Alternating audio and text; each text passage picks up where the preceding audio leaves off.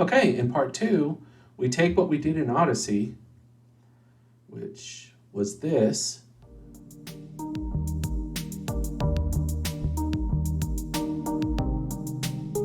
and we're going to bring it into Reaper.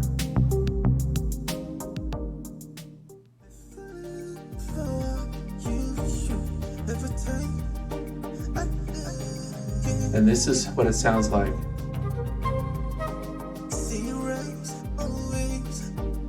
We changed the instruments and added some vocals. So let's get started. Link in the description for Reaper and ODESI, and for part 1. That's all in the description. So the first thing I did is I brought in the chord structure.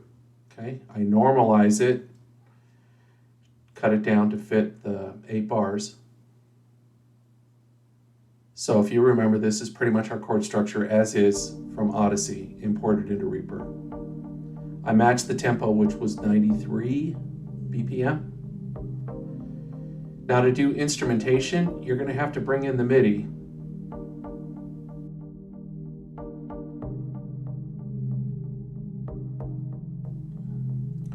And I don't know why Reaper does this. It creates extra tracks. I just delete those. There's the chords and the melody and bass line and drums. But I'm going to bring in the albino.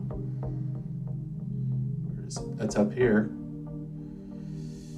And I'm going to start to pick some sounds that may go with those chords.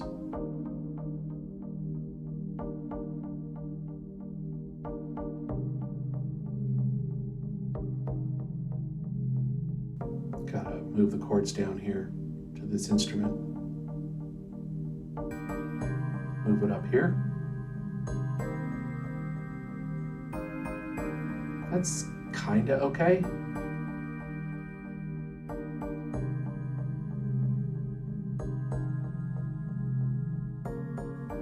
I'm going to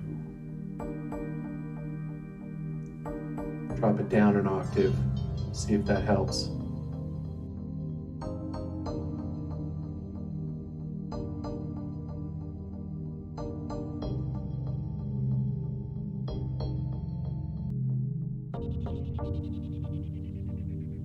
Find a sound that I like.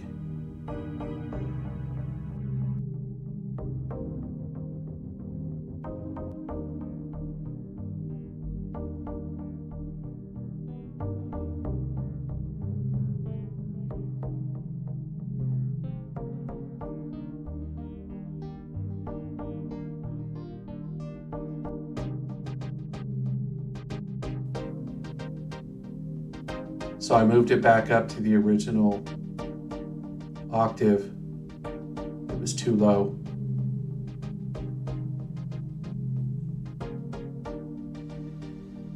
I kind of like that arpeggiator. Let's put some reverb on it here.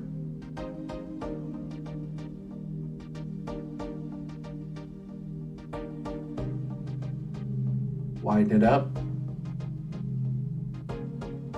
Not a fan. Let's bring it back down.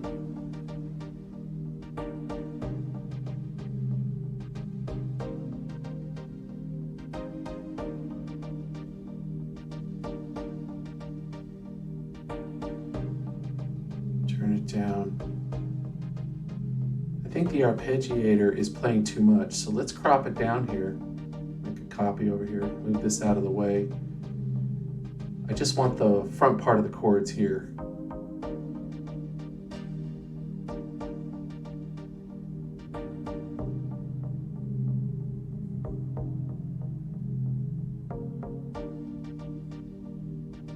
Put on replica, put on some delay, bring it down to about 20%, 25%. Switch it to quarter dotted.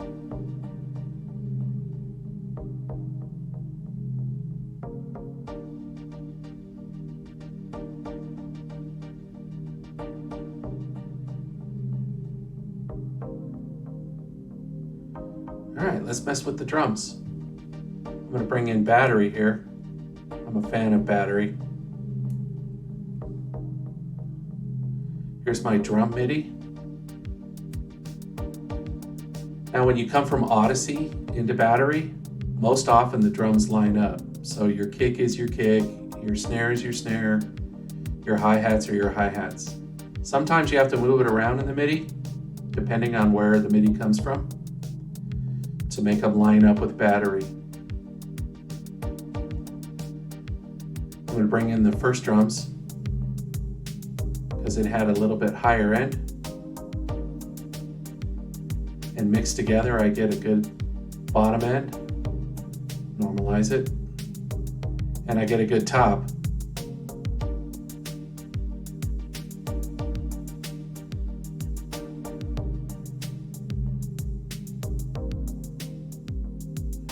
Pan it slightly, 5% on both sides, left and right.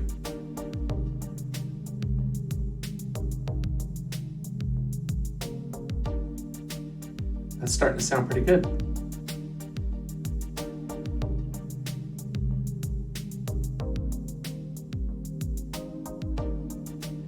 Okay, we'll get started on the bass line. I love massive for bass. Okay, that's hooked up.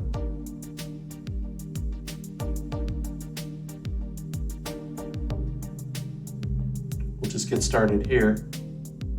See how it sounds. I didn't like that, so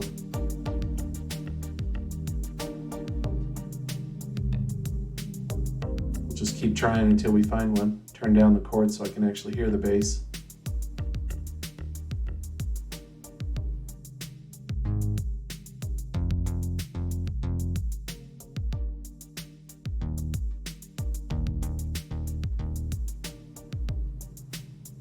I need to reset the bass line. I had tweaked it off camera and it was out of tune. Wasn't following the chords. So I'm going to put the bass line back as I brought it in.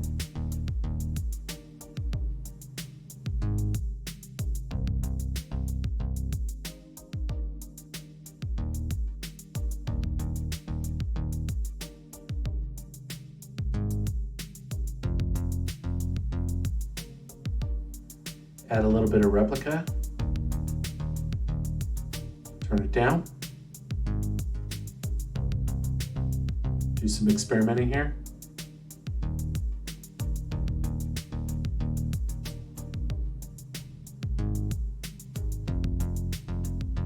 I like a little bit of replica on my bass, just a little bit of delay. Widens it a smidge.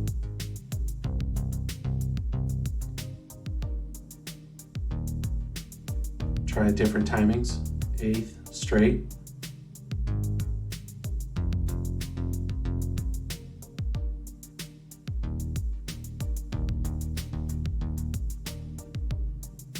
I'm gonna stick with eighth note straight.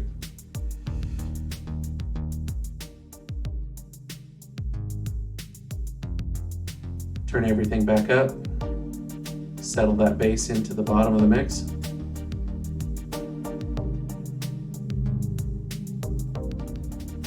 Start to EQ.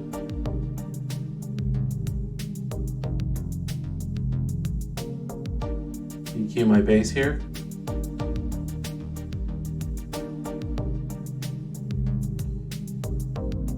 Got to put it below the instrument, otherwise you don't hear the instrument. You're EQing air. Cut out the crispy, drop the lower notes, just a smidge. Let that hum come through a tad. Rest that mix, that bass nicely into the mix.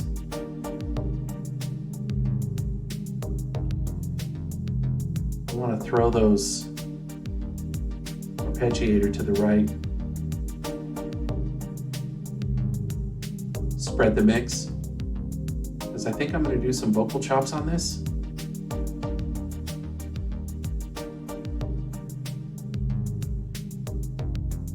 Get an initial mix going.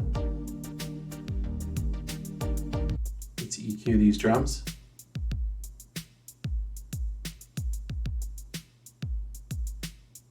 Take out some of the crispy. Take out some of the hum, bottom end hum. Add a little punch back.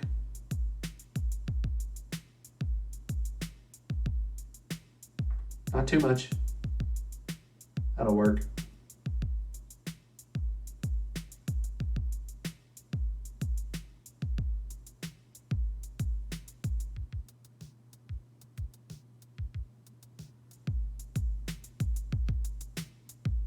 These drums are very subtly, tonally apart, so it's a very subtle thing.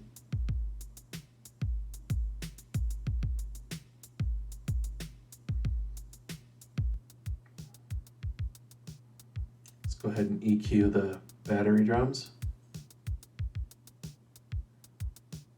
Actually, I'm just gonna copy over the EQ to the battery that I had on the previous drums as a starting point, and then I'll fine tune it. I can bring some of the crispy back or the high end back.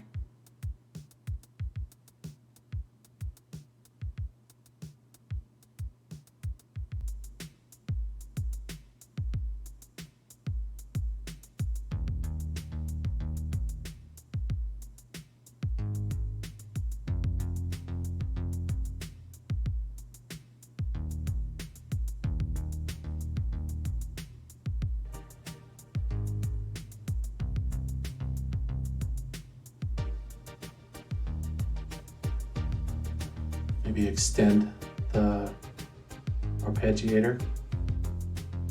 Take a listen to that.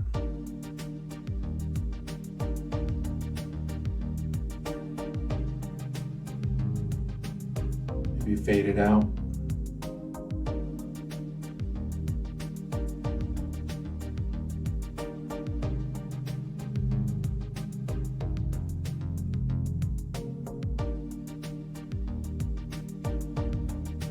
Okay, that's starting to come together as a track here. It's a nice starting point. Okay, so now I want to get started on the lead sound. So I want to go back to Albino for that. Take a look here at some lead sounds. Start off in dance leads. This Albino synthesizer is a raw Papin. It's hard to get. He discontinued it years ago. So I dragged down the lead sound to the Albino 3, and now I'm just flipping through sounds here. Not sure what I want. I just flip through until it sounds right to me. That's part of the creativity. And of course I'm going to put a little replica on there, and I turn them down so they don't overdo it. Duplicate the track.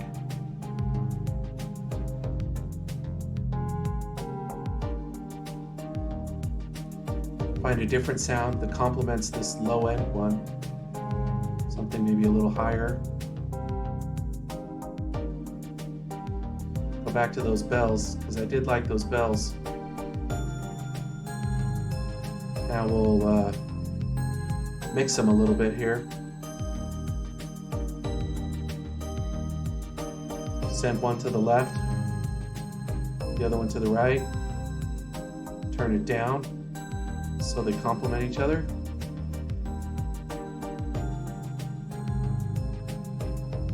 So you layer your instruments and you get a unique lead sound.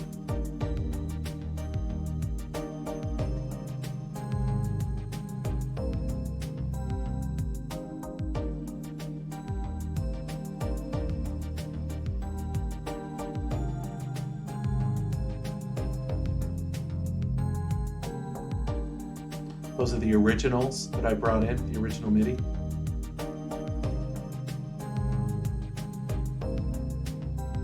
I don't have any instruments, on the upper MIDI tracks, if you see all the green bars going up and down, those are the ones with instruments.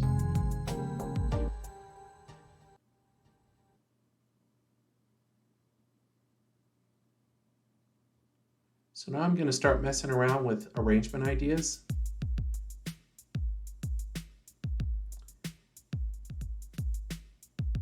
Maybe start off with the drums on this one.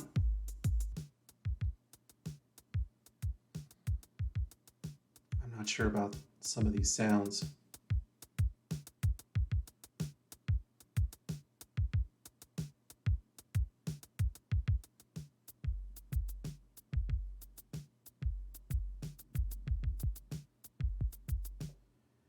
I think I want a different kick.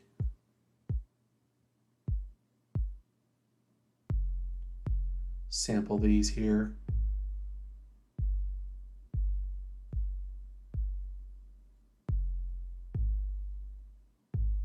Something that rings out more. It's got that beefy bottom end. And a snare that complements it.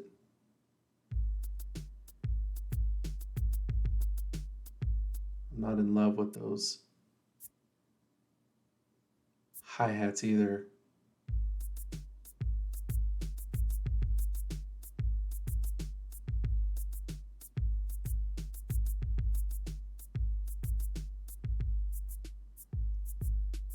That bottom end is ringing out. Shift that to the left. I like to put my bass stuff to the left and my higher noted instruments to the right.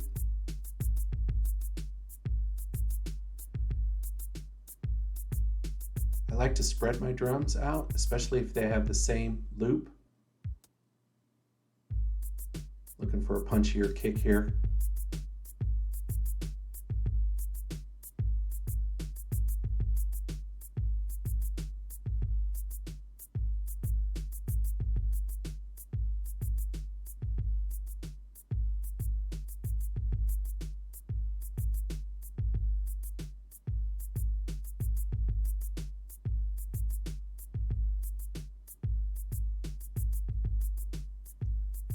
Listen to the bass with it.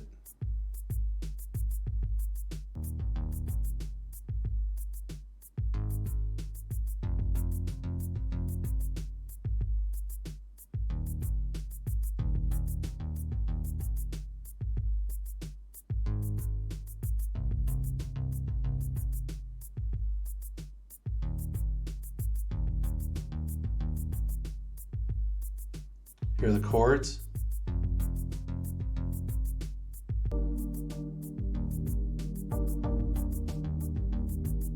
Those chords are so chill.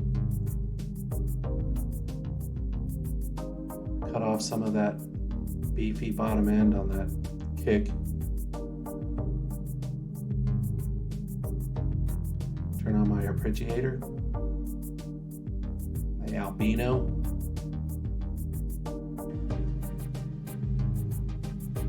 Mix it down a smidge so it's just underneath those chords.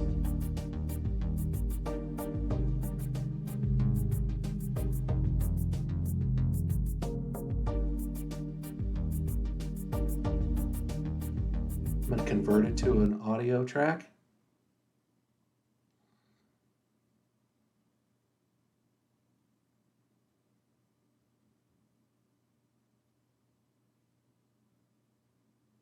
Now I'm going to delete the MIDI, so it's just the audio track. Move the MIDI off the canvas here. Move the audio over.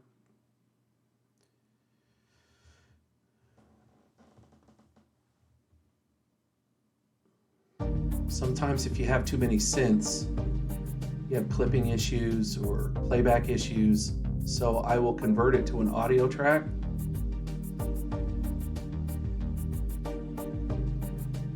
And it eliminates some of that.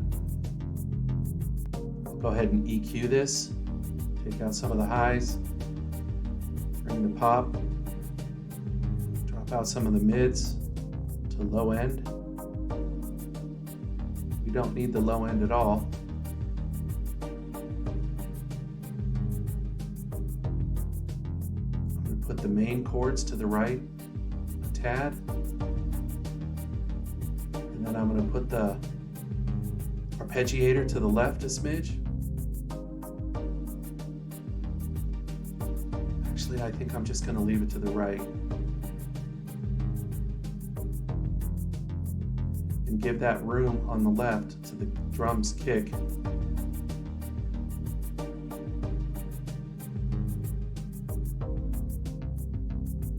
Bass is a little quiet, turn it up.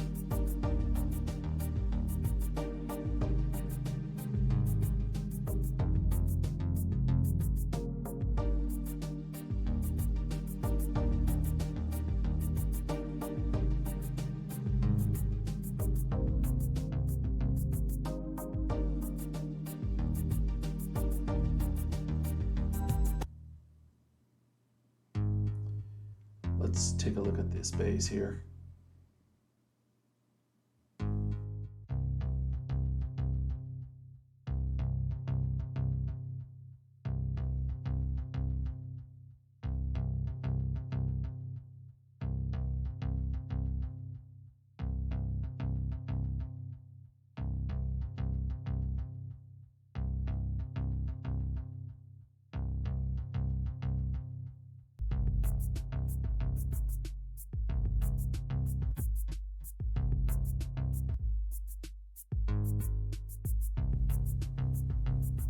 I'm just going to EQ these. I'm just in the zone. Dropping out the highs.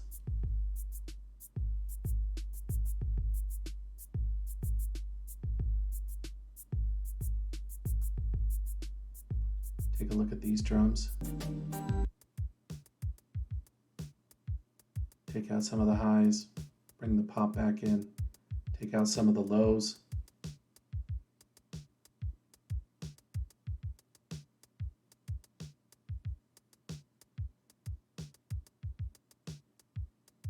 Actually, I'm going to disable that one.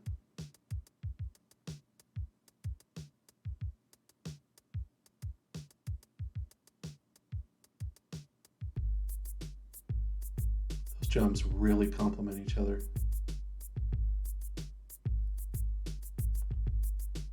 I think I want the snare to pop, or change the tone here.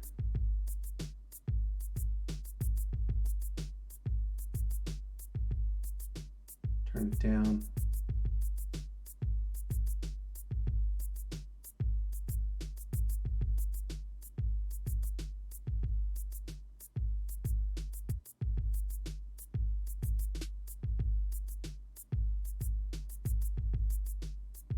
I like a good snare to pop out and ring out, but if you listen to it for 5 minutes, it starts to bang on your brain.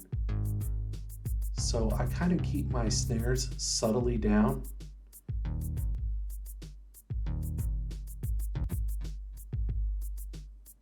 I mean, they sound cool right in the intro, and sometimes I will crank up a snare in the intro, but after 5 minutes, you're just like, ugh, that snare is way too loud. So you got to turn that stuff down. But early on, I let all my instruments ring out loudly, and it just would give the listener a headache. Now I'm a lot more subtle.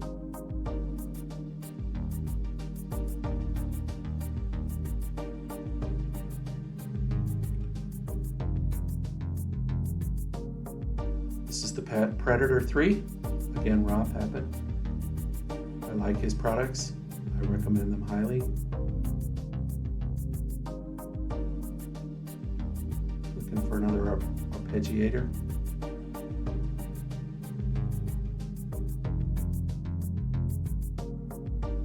Perhaps.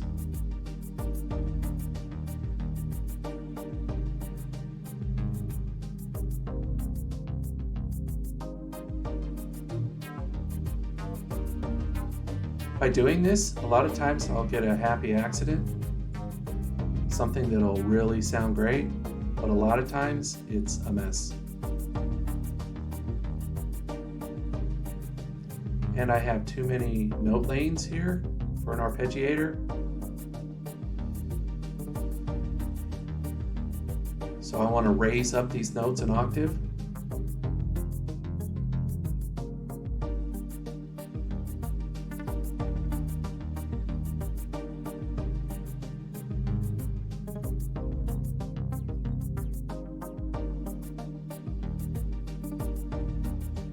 Take out the bass notes,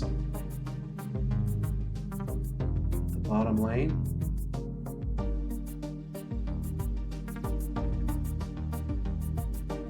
three note lanes is pretty good for an arpeggiator, but when you start getting to 4 or 5, it starts getting a little convoluted. So I take out the bottom lane.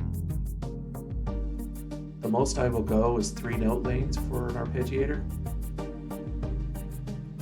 Typically I will do a 1 note lane, but sometimes 3 note lanes can give you a really nice up and down sound.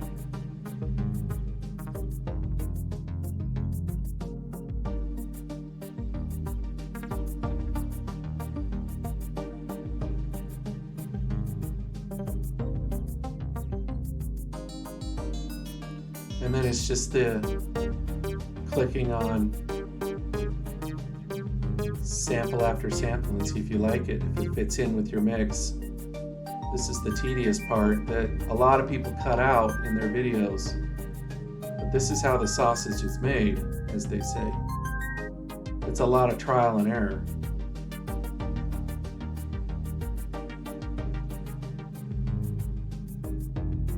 See, that's what I was looking for. Something that had movement, but was subtle.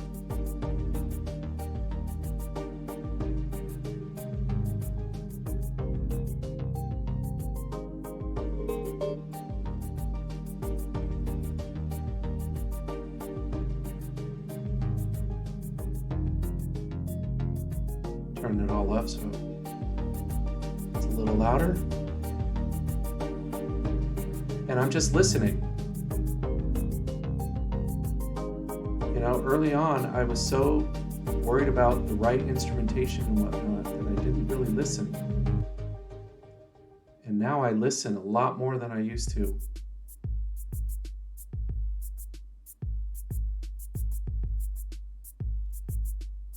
I'm not hip to this hi-hat too much.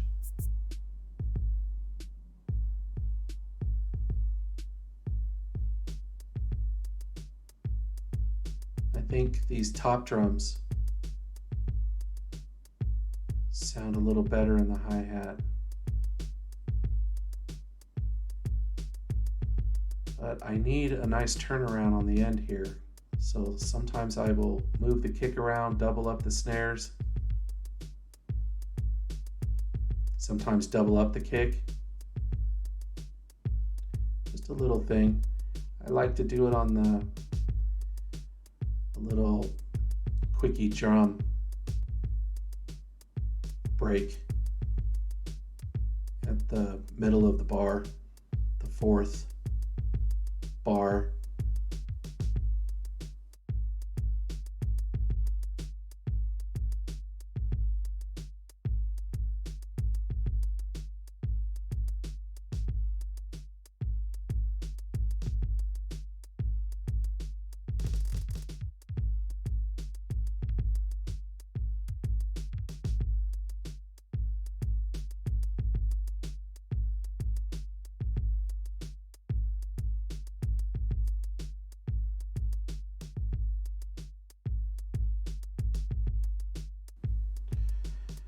I'm not really good at drum beats, so it takes a lot of trial and error for me till I'm satisfied.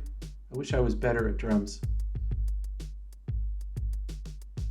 But yeah, that's kind of what I was looking for, just a little ba-ba-bow. Now I copy this down, take out the hats again, the hat MIDI. Let the top drums have the hats. This is the bottom end drums, so they just support the drum rhythm.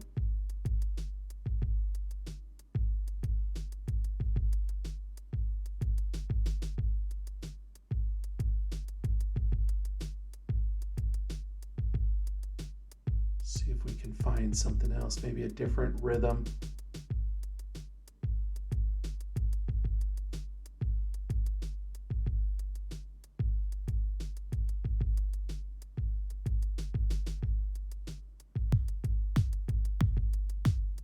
It's kind of cool.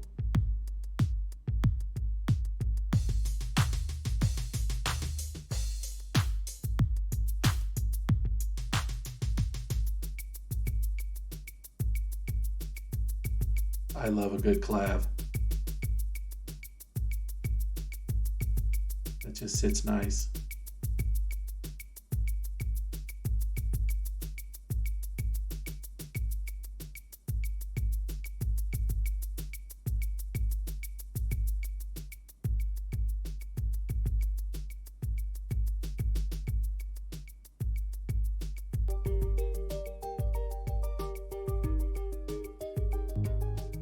That'd make a good breakdown.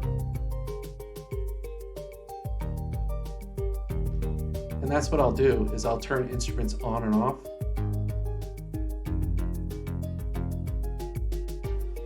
To find my breakdown, so I can hear my breakdown when I start to arrange.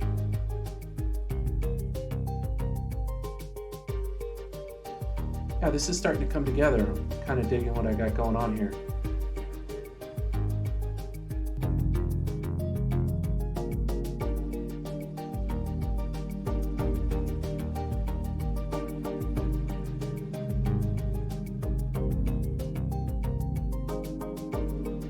I think I'm good on instrumentation for a minute here.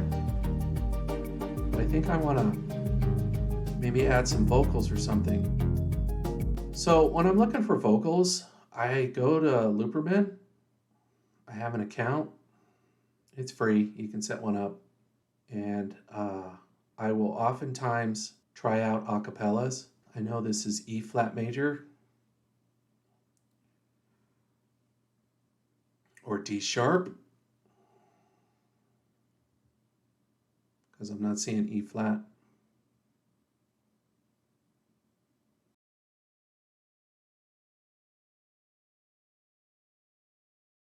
I've spent all day waiting for you. Tomorrow I'll wait for. Not budging. Happy Halloween, cause a booty like a pumpkin. Flipped the pack, made a stack. I might be on. So you can just play these. We kept our love a secret. Why was it so hard to keep? And I just listen for something that'll tonally match. One more night, one more day, and I can't stop. Sometimes you get a nice, quick, happy accident. A lot of times it's trial and error. I drove all night. You just gotta try. I do not even remember where I've been. I need to. I feel for you should ever take. That's kind of what I'm looking for. I kind of like when vocals are processed like that. It makes them really easy to chop up.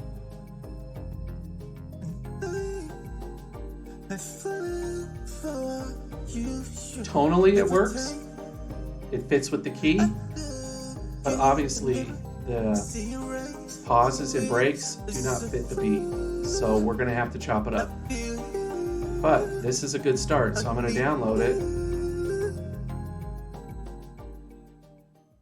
And we'll start to chop it up. Show you how I do that.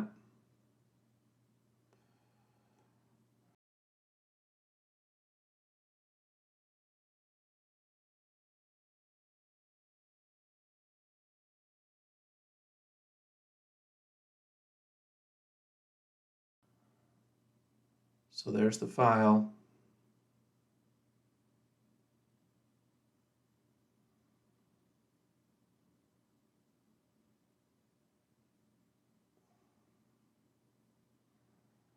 Just doing a little house cleaning here, a little organization. Keep the vocals with the rest of the audio track. Shorten the title of it. Just house cleaning, trying to stay a little organized. Put the key in.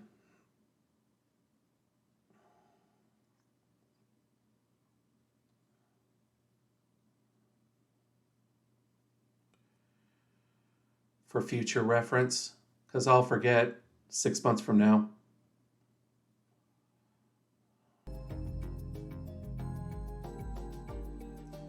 And my search is done. Nope. Nope. Oh.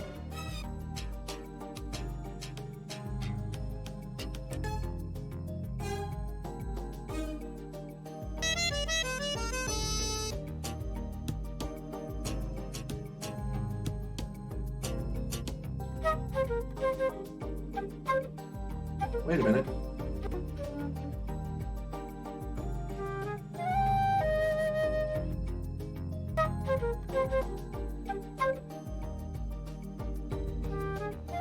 Possible.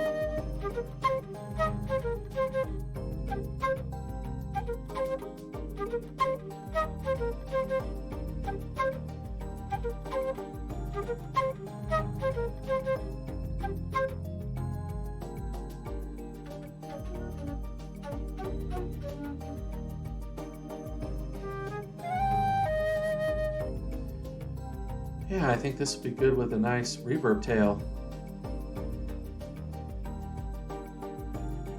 Let's see how that sounds. Let's leave it long for a minute here.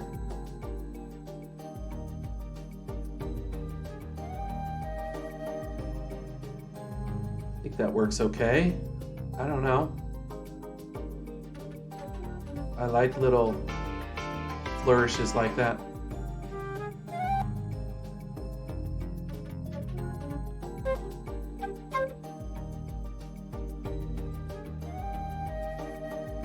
I didn't like the front half to that, but I like the back half.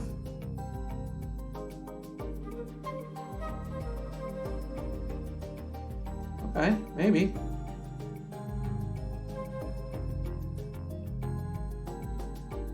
Swap them around, see if that works a little better.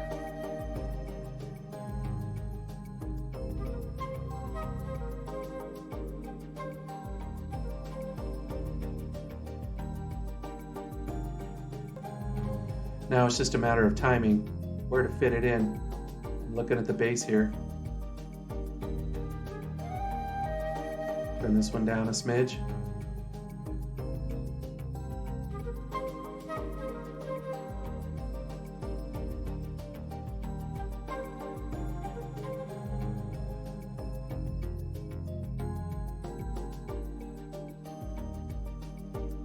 This is the thing I like about Reaper, is that I can dial in exactly the volume number I want. If I want it -18, I can dial that in. If I want it -18.5, I can dial that in. I'm not just dependent on a fader. Send it to the right, pan it to the right. Now that adds a little bit. Let's take a look at these vocals now.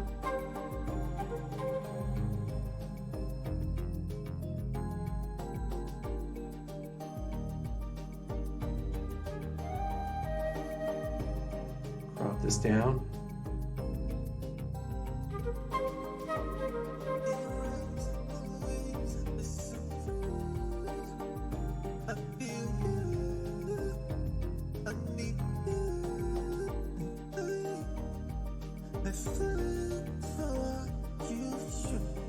I see, I like that. I like that.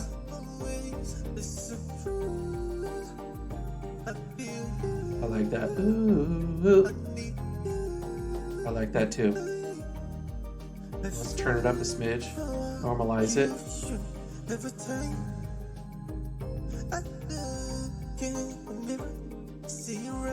but the timing is still off. Rarely when you bring it in is it going to match up perfect. So you got to start chopping. But that's where the creativity comes in. You pick the sections you like, and you identify them, and you delete the stuff that you don't like. Start moving it around. Turn off your snap, and you can move it freely. Let's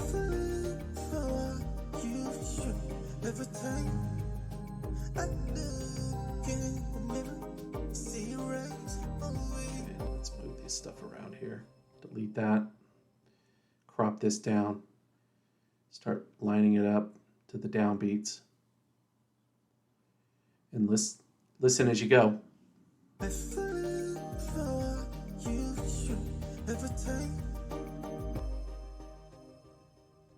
Stretch it. I'm stretching it here so it fits. If you notice the lines are matching up to the back half, the second half.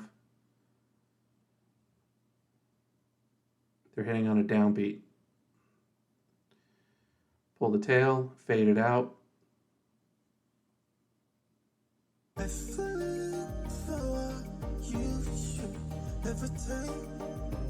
And if you stretch it just a little,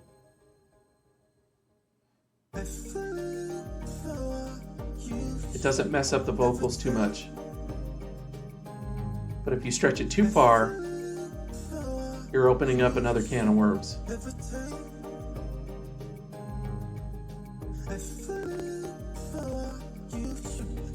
So I actually made it a little quicker here.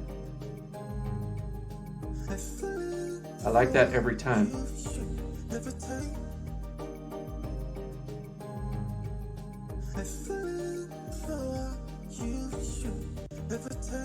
Going back to the original, I just did a Control Z to go back to the original.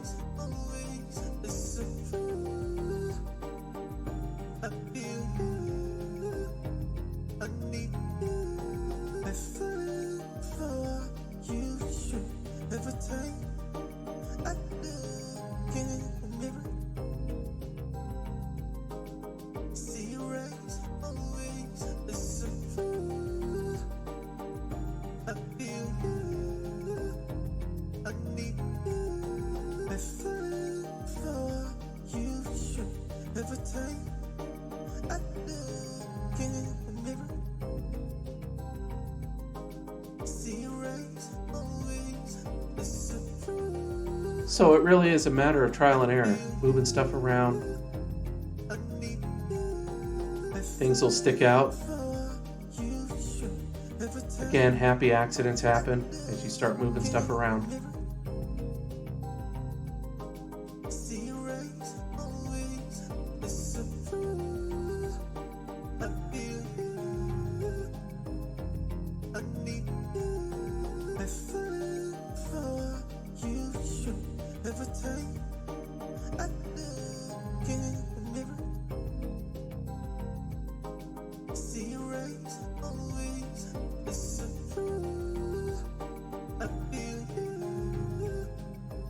So I'm slowly working on the timing here.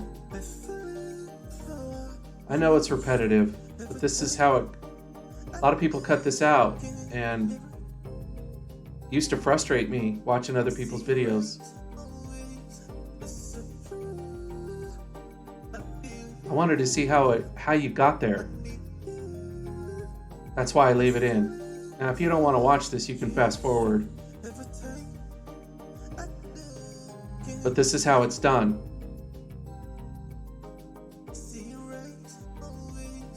So if you're working on a track and you feel like you're chopping for days, don't feel bad. So are the rest of us. We're doing the same thing. You're not doing it wrong. You're doing it right. This is what it takes. But you watch these videos and they have this bump and beat right out of the gate. And it's just like, well, that's never really... Hey, sometimes it happens. But a lot of times it's moving stuff around, trial and error. And And I used to get frustrated thinking I was doing it wrong.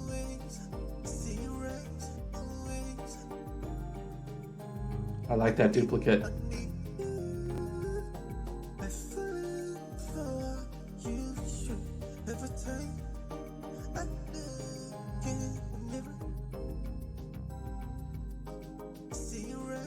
Just messing with timing.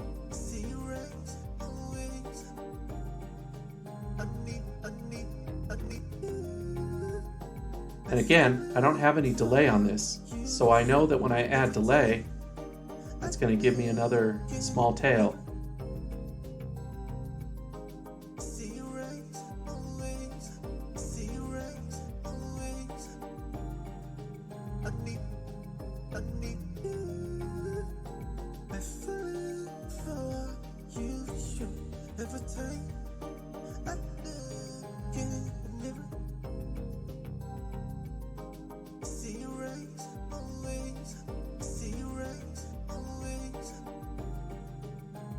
I don't like that knee part. I like the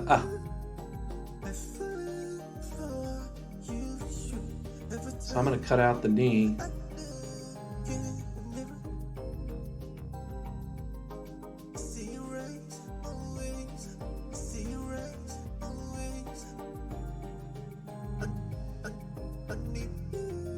I don't like the ooh being so close. Stretch that out a smidge.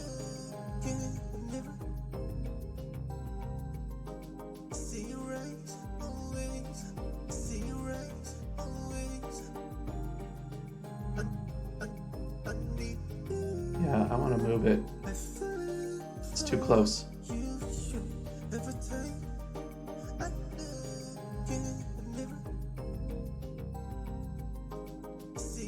Stretch it back in.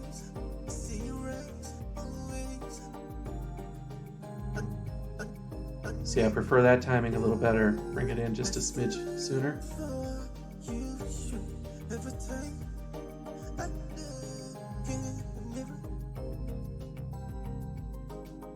I'm keeping the snap off, but I'm switching it to 16 lines on the grid. 16th lines, note lines.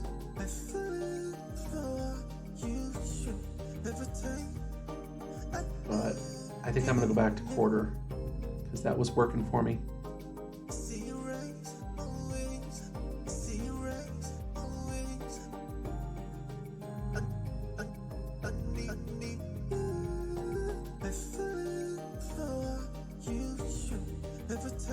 Got a double here. I'm just condensing the cross fading. That's what those red X's are.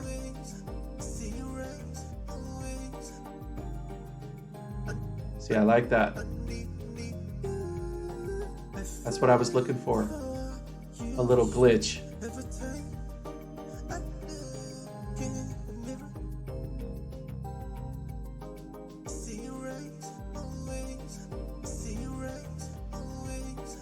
I'm not sure if this works where it is. Let's just move it over here and check it out.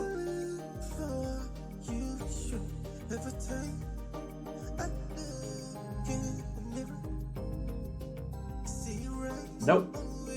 Gotta put it back.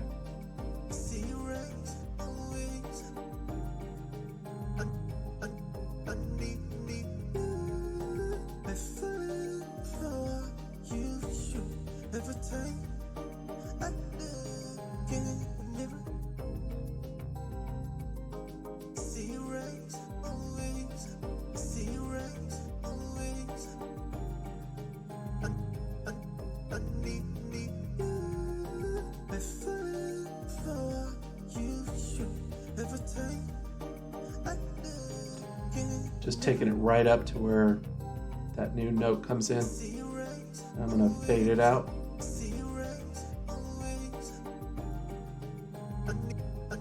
A little too much.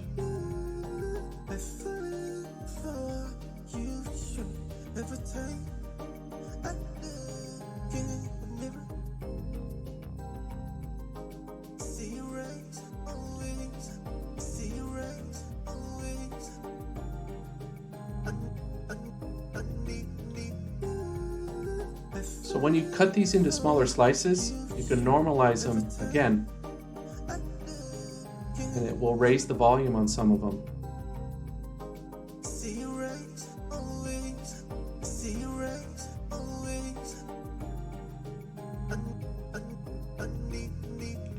Because it's not normalizing to the whole clip, it's only normalizing to its cut size. And keep in mind, I have every instrument on.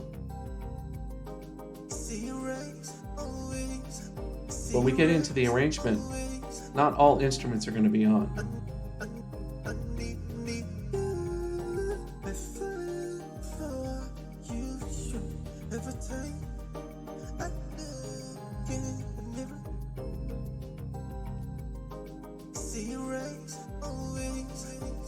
Put on my delay.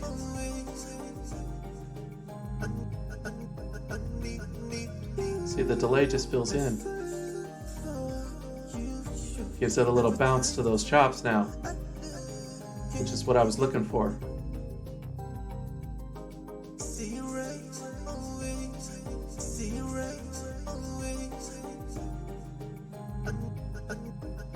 But I don't want it on every piece, so I will duplicate the track, leave the delay on one track, take it off the other,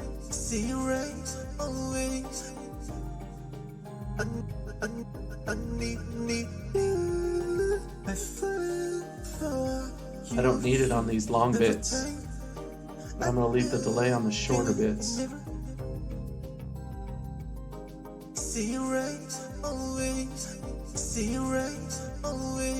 Take off. So you break up the delay. And you can crank it back up a smidge.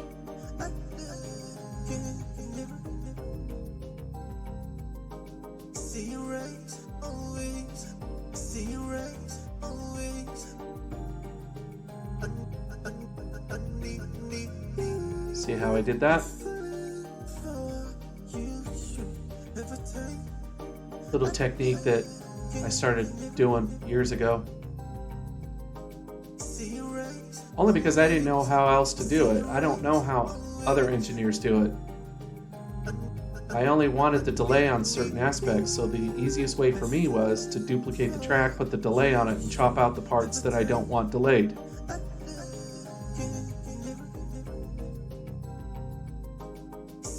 Okay. Let's see with the flutes. Put those flutes in between the vocals.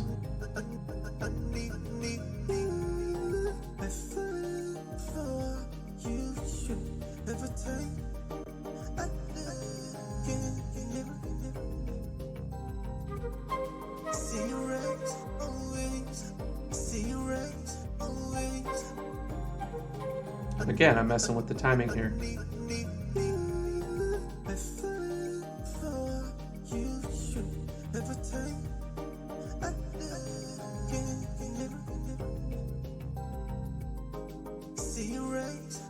Doesn't take much, just a little flourish here and there.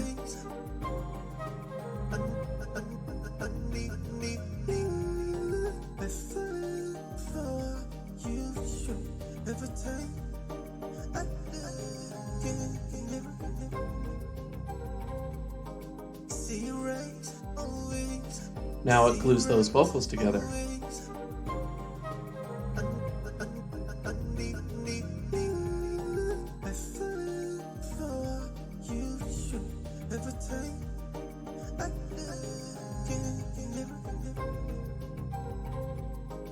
Alright, that's starting to sound pretty good. But this is why I went to 8-bar loops, because you listen to this for an hour at a time, it gets really repetitive in your own ear. And if it gets repetitive in your ear, it's going to get repetitive into your listener's ear. That's when I started doing 8-bar loops, because when I was doing 2-bar and 4-bar loops, it was giving me a headache. I couldn't even finish a track because my loops were just so short and so repetitive.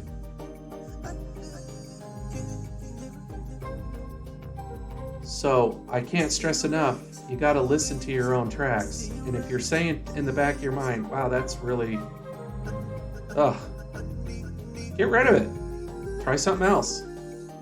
Or if you're like, wow, I really like that, then expand on it. Double it up.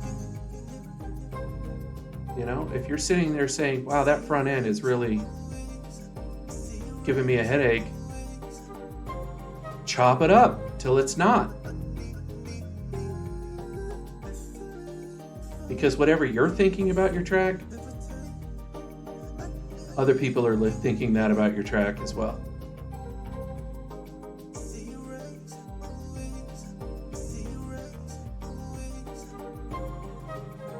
Again, once I get into experimentation, I just keep going here.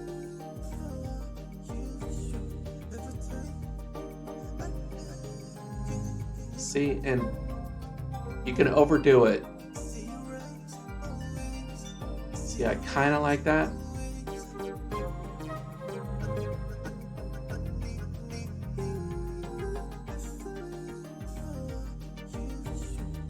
And maybe I'll add these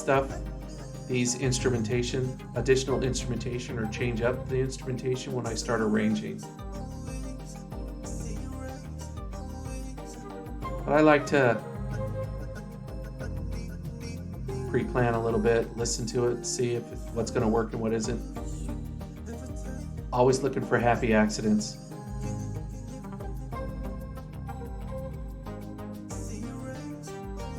But as you can see,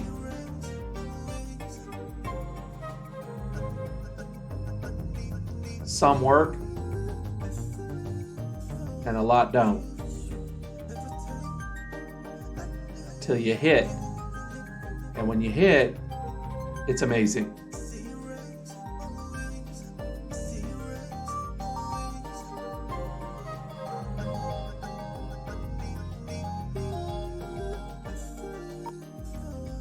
And again, this may be boring to a lot of you watching me go through this process, but I can't reiterate enough, when I was first starting out, I would get discouraged watching videos because they were so tight and so put together that it didn't occur to me that they were editing out all of the, and a few mentioned that.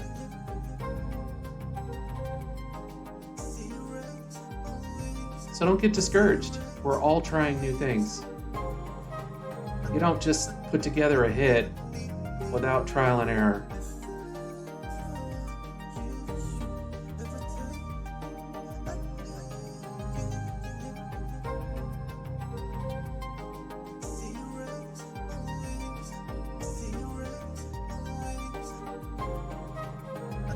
Yeah, I think these will complement each other.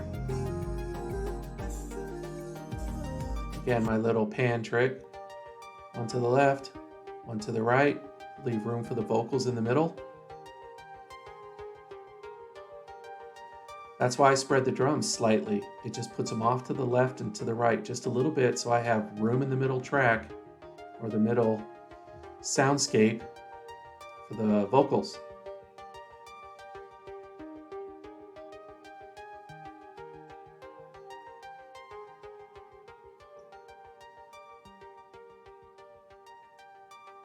See, that sits a little better for me in my ears. Again, I hope you're listening to this on headphones or decent speakers, because these are subtle changes, left to right.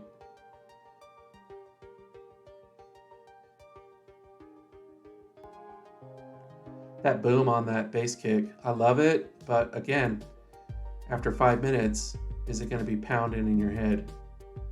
So I'm probably going to take off some of the little bit of that bottom end.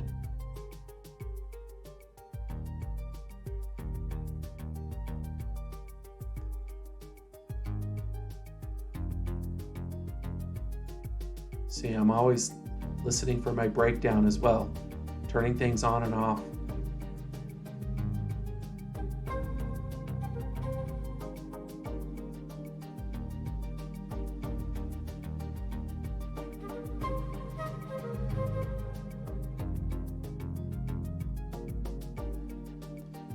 See, I just got a little happy accident there.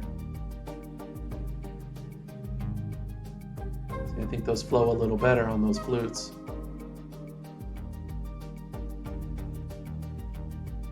But I have the lead turned off.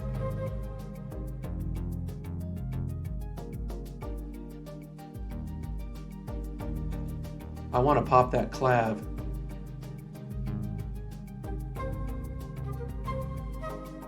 Yeah, I think these vocal chops with the flutes work.